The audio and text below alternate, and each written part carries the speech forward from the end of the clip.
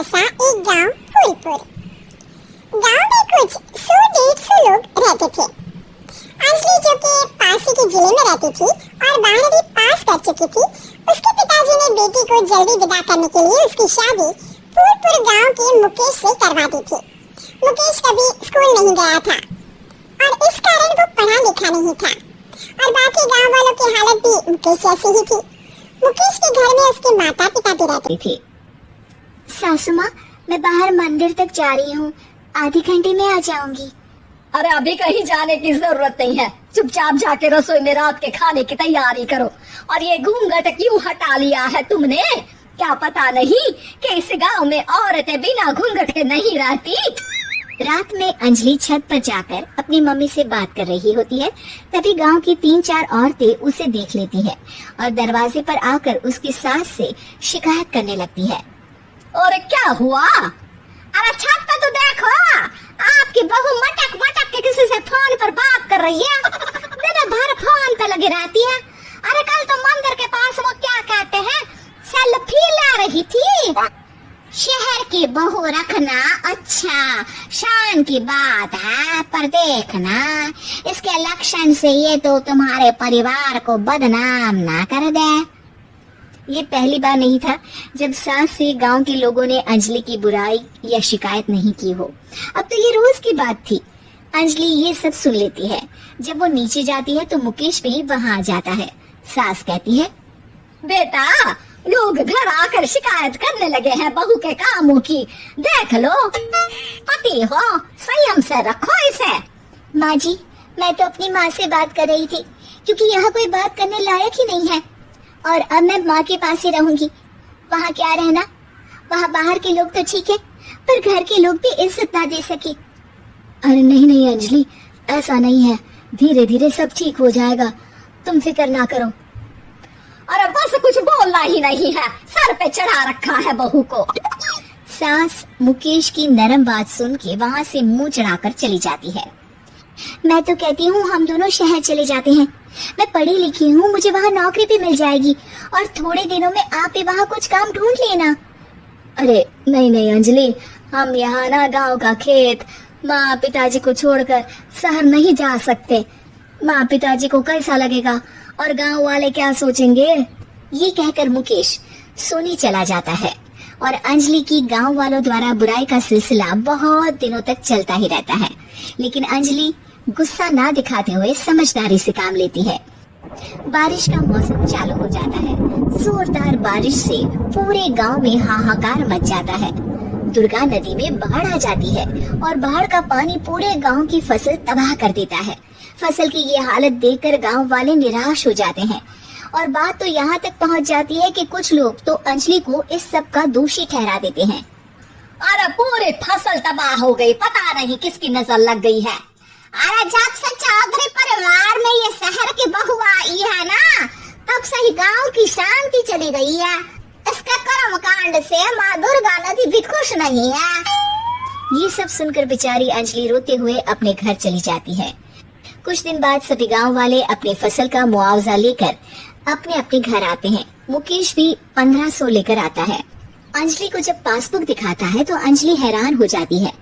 अरे ये पासबुक में तो उन्होंने 4000 की एंट्री करी है और आपको सिर्फ 1500 दिए। सच में? अरे वो सरकारी अफसर आपको बेवकूफ बना रहे हैं। सरकार की तरफ से हमें 4000 मिले हैं, लेकिन बाकी का सारा पैसा खुद ही खा रहे हैं। आप लोग के अनपढ़ होने का फायदा उठा रहे हैं। ये सब सुनकर मुकेश परेशान हो जाता है, लेकिन अंजलि उसे हिम्मत से काम लेने को कहती है और सुबह होते ही मुकेश को पंचायत कार्यालय ले जाती है और साथ में गांव के और लोगों को भी। आप सरकारी बाबू क्या गांव के लोगों को बेवकूफ समझते हैं? आपको क्या लगता है ये पढ़े लिखे नहीं है तो आप कुछ भी मनमानी करेंगे?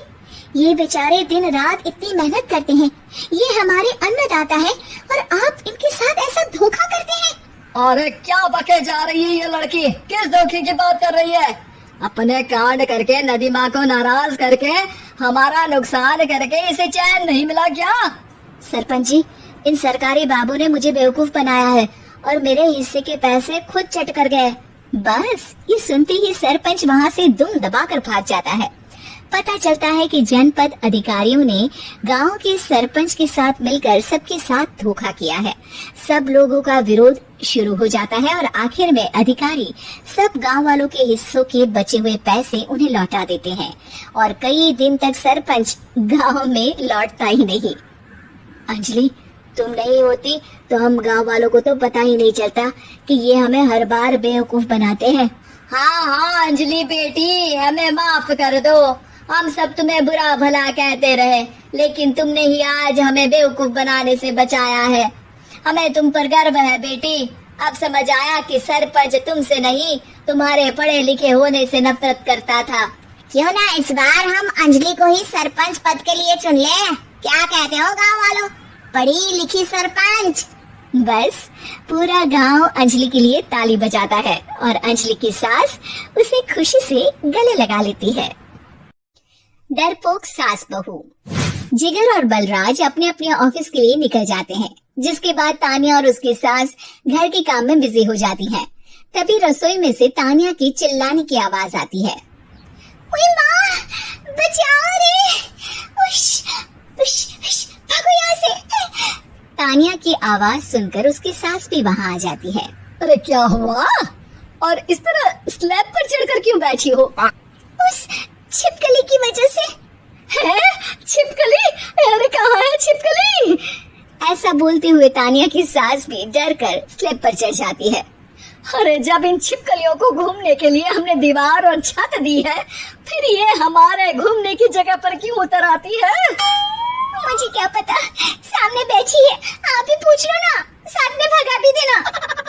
इस पर सास डरते हुए स्लैब पर बैठी बैठी ही छिपकली को भगाने की कोशिश करती है। हुश, हुश, हुश, अरे जा ना, वापस अपने घर जा। सासू माँ, छिपकली है, कुत्ता नहीं। अरे हाँ हाँ, छोटी सी ही सही छिपकली तो है, तो तुम ही भगा दो ना। तानिया की सास उसे स्लैब से नीचे गिरा देती है, जिस पर छिपकली तो डरकर भाग जाती है, लेकिन दोनों सास बहू के बीच टॉम एंड जेरी वाला खेल शुरू हो जाता है। आपने मुझे धक्का क्यों दिया? मुझे कुछ हो जाता तो? अगर वो मुझे खा जाती तो? अरे छिपकली थी, डायनासोर नहीं। हाँ, सिर्फ छिपकली ही थी, और आपको उससे डर नहीं लगता तो खुद क्यों नहीं भगा दिया? अरे तेरे होते हुए अगर मुझे काम करने पड़े, फिर बहू होने का फायदा क्या है? इसी तरह सुबह से शाम हो जाती है। जिगर और बलराज भी ऑफिस से घर वापस आ जाते हैं, लेकिन सास बहू की तू मैं खत्म नहीं होती। आज इस सभा का मुद्दा क्या है? मम्मी ने मुझे छिपकली के सामने फेंक दिया। अरे वाह मेरे डरपोक, मुझ पर 30 साल से शेरनी जैसे हुक्म चला रही हो और एक छिपकली से डर गई। इस पर दोनों बाप बेटे हंसने लगते हैं, जिसे देखकर सास बहू एक दूसरे की शक्ल देखते हुए अब अपनी लड़ाई भूलकर उनसे लड़ना शुरू कर देती है। अरे आप ना ज्यादा बत्तीसी ना दिखाओ, नहीं तो शेरनी के एक पंजे से 32 के 32 दांत बाहर निकल आएंगे। अपनी माँ की इस बात पर अब जिगर अपने पापा को देखकर हंसने लगता है। अरे क्यों पापा, आ गया स्वाद।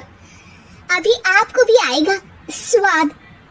इस पर घर में सास बहू ड्रामा बंद होकर पति पत्नी नौटंकी शुरू हो जाती है, जिस पर तानिया से कहा सुनी के बीच जिगर अचानक चिल्लाते हुए कहने लगता है, कॉकरोच, इतना बड़ा कॉकरोच, हे भगवान, अब हमें इससे कौन बचाएगा?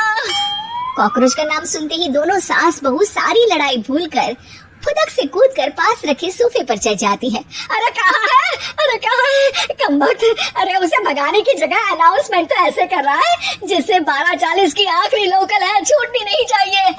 अरे भलाई का तो जमाना ही नहीं है। ठीक है भाई, अब मैं आपको बिल्कुल भी नहीं बताऊंगा कि आपके पीछे भी एक बहुत बड़ा कॉकरोच बैठा है। जिगर की बात पर एक बार फिर दोनों डर से उछल जाती हैं, जिसके बाद जिगर और बलराज इसी तरह कभी कॉकरोच तो कभी छिपकली का नाम लेकर उन्हें परेशान करते रहते हैं। अगली सुबह ये दोनों हमारे डर का ऐसे मजाक बना रहे थे जैसे खुद कभी किसी चीज से ना डरते हो। ये जिगर ना बचपन में तो चींटी से भी डर जाता था। पर मम्मी, उन्हें डराने के लिए मैं चींटी तो नहीं पकड़ सकती। अरे पागल औरत, इतना बड़ा होकर क्या वो चींटी से डरेगा? मतलब हमें बदला लेने के लिए कुछ अलग सोचना पड़ेगा। अरे वाह, क्या ब्रांड न्यू न्यूज दी है। सोचो अब।